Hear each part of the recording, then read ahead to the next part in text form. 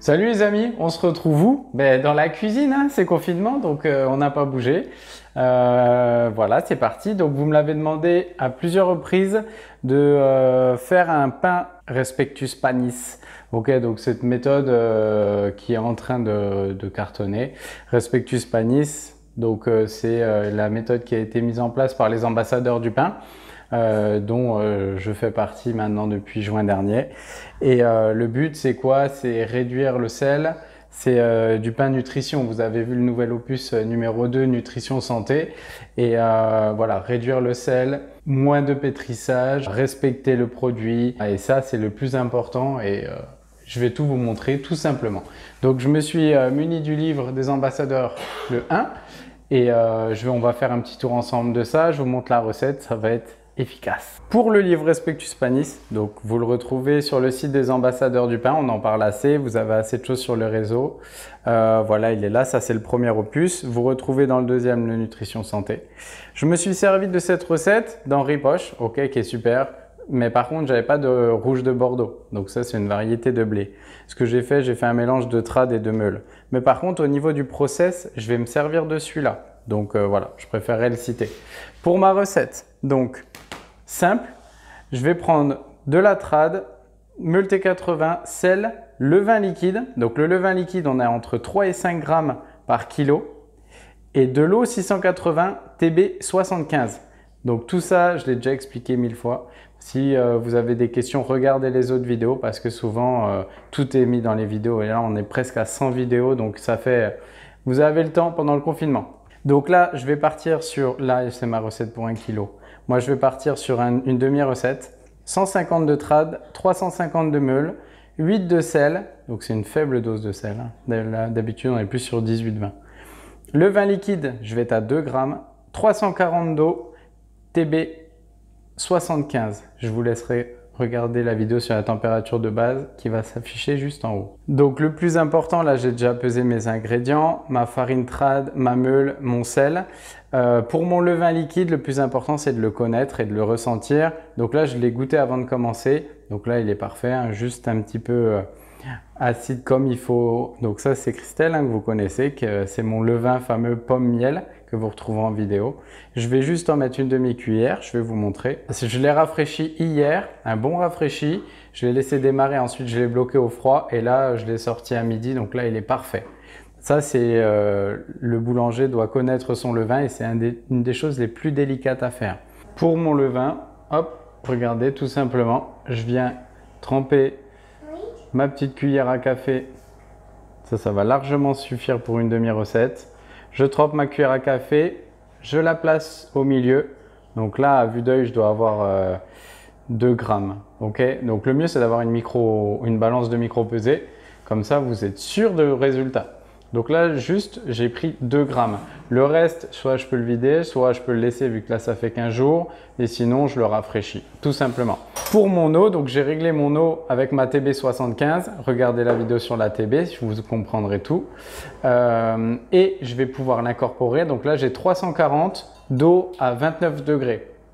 Ça, il faut être précis, sinon ça ne peut pas marcher. La fermentation, c'est pas au hasard. Hein. Souvent, c'est un peu au beau vouloir. Donc là, j'ai mon levain de grammes, mes farines, 340 d'eau.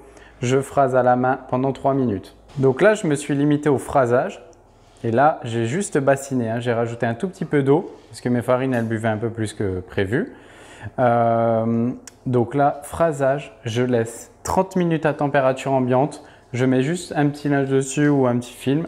Ok, pas de pression. Et vous allez voir, après, je vais juste donner un rabat. Et le fait d'être délicat et simple, eh ben, vous allez voir que ça va faire un pain au top. 30 minutes à température ambiante, bien couvert. Donc, 30 minutes plus tard, voilà ce que ça va donner. Donc, je vais faire un rabat. Et je vais vous montrer le résultat après le premier rabat des 30 premières minutes. Là, c'était un petit peu collant. Donc, ce que j'ai fait, j'ai pris ma farine de fleurage, j'ai mis sur mon tour et j'ai fait une petite enveloppe, voilà, comme ça. Donc là, on voit que la pâte, ça y est, elle commence à être créée. Il y a de la résistance, il y a de la tenue, il y a de l'extensibilité, il y a de l'élasticité, il y a tout ce qu'il faut.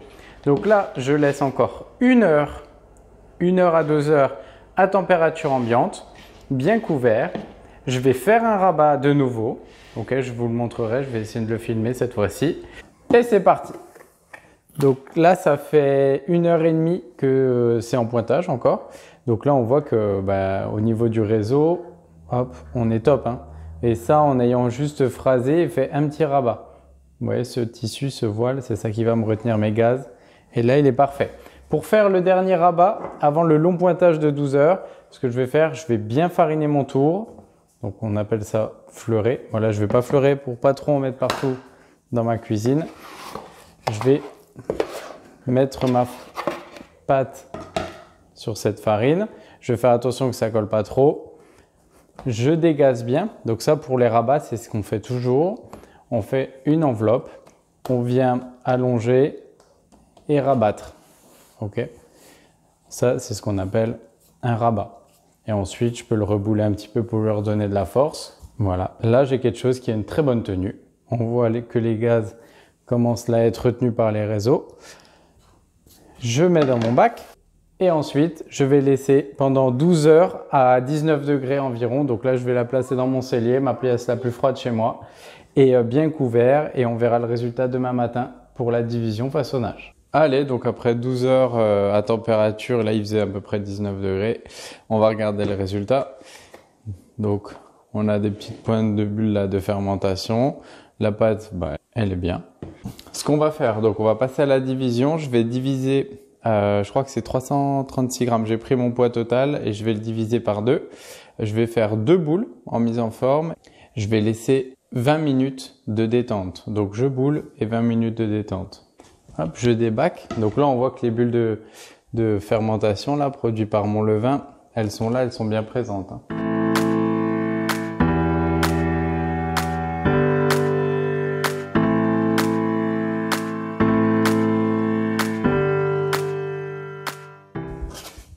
Donc là, mes boules sont faites. Il y a une bonne tenue. Je vais les laisser 20 minutes en détente avant de les façonner, bien couverts avec un petit film. Donc là, ma détente est terminée. J'ai préparé mon petit papier sur lequel je vais déposer mes pains une fois façonnés. Je vais passer au façonnage, je vais faire des bâtards courts. À mon avis, ça sera le mieux. Et puis voilà, je ne vais pas faire des choses incroyables. Je vais faire un façonnage bâtard court, 2 coups de lame que je ferai à la mise au four. Donc là, je façonne tout simplement en 3 parties. Je vous montre ça.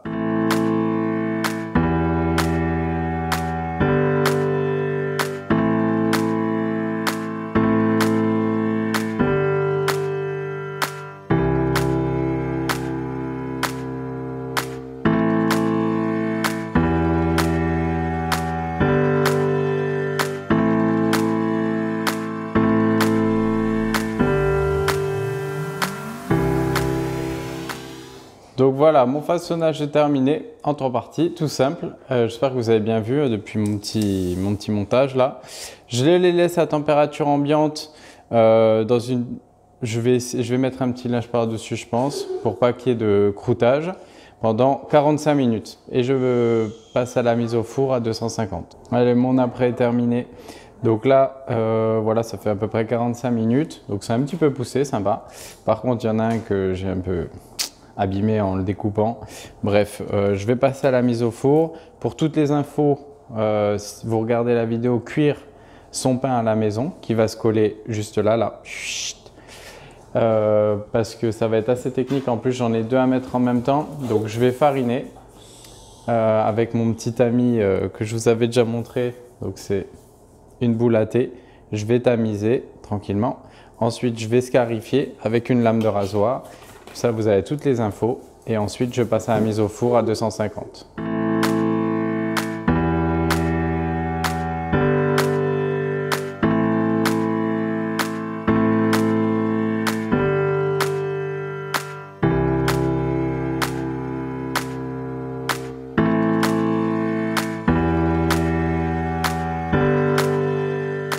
Voilà, là, ça fait à peu près 20 minutes. Ma coloration, elle est mignonne, elle est sympa. Ceux du fond, ils sont un peu cuits. J'avais mis à 250, il faut que ça pousse un petit peu, hein. Et là, je vais les laisser sécher. Donc, je laisse, soit je ferme mon four et je diminue ma température. Sinon, je peux laisser mon four allumé, entrouvert comme ça. Ça, c'est laisser sécher. Ok, ça permet que que l'eau continue à s'évaporer un peu sans prendre de coloration. Ils sont là, tout beaux, tout chauds, tout reçués. Mes petits Respectus Panis sont sortis du four. Donc voilà, franchement ils sont sympas, ils sont mignons hein, quand même. Hein. Voilà, on a un beau produit, tout simple, efficace, avec un process respecté. Surtout dans ces techniques de panier, il faut respecter les températures, la TB, les temps de pointage, etc. Une belle cuisson sur un four avec une pierre un peu chaude, là, à 250. Et puis voilà, on a un résultat qui est vraiment pas mal du tout. Je les ai bien laissés sécher. Je vais en couper une petite tranche. Mais voilà, je ne veux pas gâcher, je ne vais pas faire une coupe sur tout le pain. On est en mode confinement, donc le pain, c'est sacré les amis. On va juste en couper une petite tranche sur le côté. Voilà, donc j'ai fait juste une petite coupe hop, sur la tranche de mon pain pour que vous voyez. Donc là, on a une mie qui est grasse, qui va être alvéolée et un résultat qui est au top. Donc ça, c'est l'effet Respectus Panis. À bientôt les amis sur Boulangerie Pas à Pas. À bientôt.